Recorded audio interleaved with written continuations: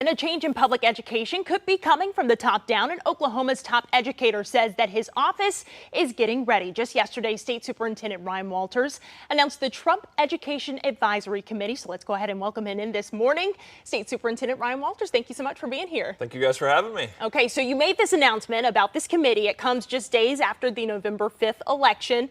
President-elect Trump, he has put together a proposal that would eliminate the U.S. Department of Education. You've expressed support for this. Can you talk to Oklahoma families this morning about why you're expressing support around this proposal? Yeah, President Trump wins this historic election. We see Oklahomans overwhelmingly voting for President Trump and all Americans. And so what we've seen here is the best, most comprehensive education plan of any president in American history.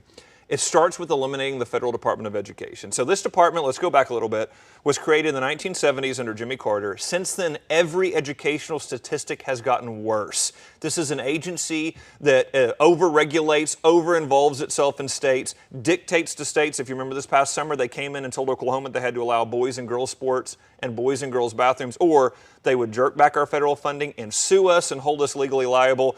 That agency has to go away and power has to be returned back to the states. I applaud President Trump for this. We are ready to go because once that power returns to the states, we are going to give that power over to families and parents so they can direct their kids' education. So let's talk more about this committee here, Superintendent. Walk us through why Oklahoma needs this committee and also what they'll focus on here, because I know that there are 5 points that they'll be taking a look at.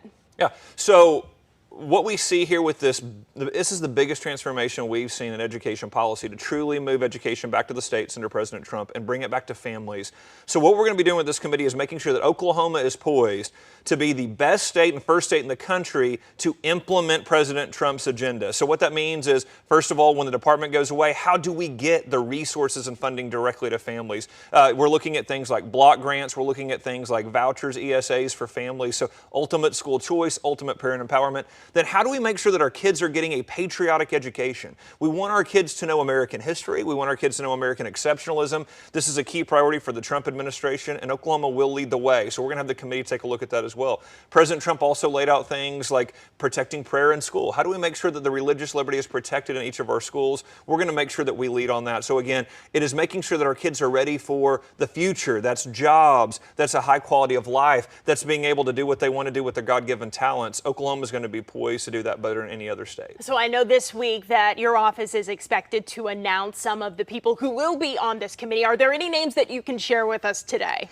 Can't share any this morning, okay. But those will be coming shortly. And again, what we're looking for are talented individuals that will help make sure that we can transition into this innovative time. And again, it's an exciting time to be in education. This is the most comprehensive conservative education agenda the country's ever seen. President Trump is bringing it to fruition. So the largest teachers union here in Oklahoma, they had put out a statement yesterday. They called the move premature.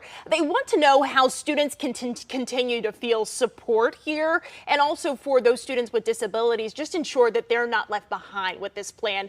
Can you respond to this? Sure, yeah. So just to be clear, our teachers union supported Kamala Harris. Our teachers union has pushed a woke agenda onto our schools. So they're really going to have nothing to do with education reform going forward. No more teachers unions, and we're going to put power in the hands of parents.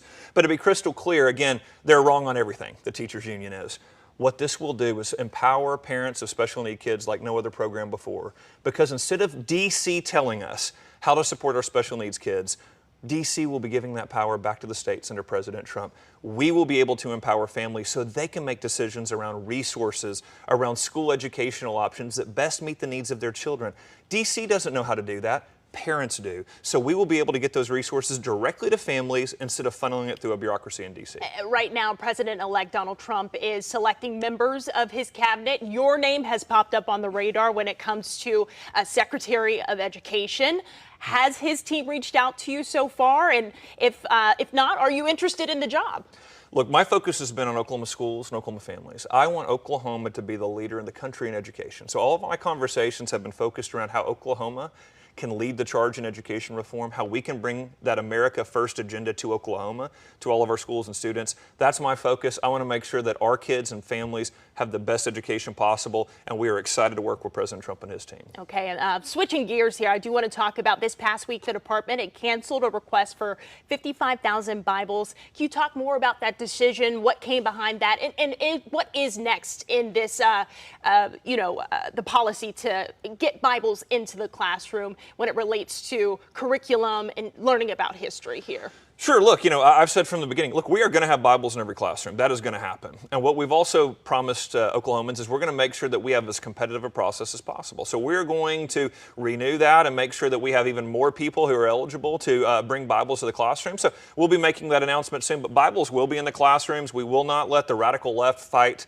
to keep indoctrination in the classroom. Our kids need to know the role that the Bible played in American history. We will be the state that brings the Bible back to every classroom. So we'll have an even more open, competitive process in the future, and so I look forward to announcing that soon as well. All right, for families at home who are looking at, winter break here, they're getting ready for some time for the holidays. What message do you have for them as they ramp up for finals, parents getting ready for all of that? So just share a final message with them. Sure, for parents out there, I always say, hey, be involved in what your kids are doing in school. Ask questions. Ask them to bring the work home. Ask them to talk about it. Talk to your kids' teachers. The more involved you are in your kids' education, the better off your kids will be. Again, you are God gave kids to parents, not to schools, not to buildings. They gave them to you. So the more that you're involved, the better. And in Oklahoma, our schools welcome you. We want you to be involved in your kids' education. We're the state that's most pro-parent in the country. So again, ask your teachers how you can help. Ask your teachers what's going on. Ask your kids about study guides, about what they're learning in classroom. We want that to be as seamless as possible for parents to be involved. All right, we'll be learning more about that advisory committee here this week, right? Yes, ma'am. Okay.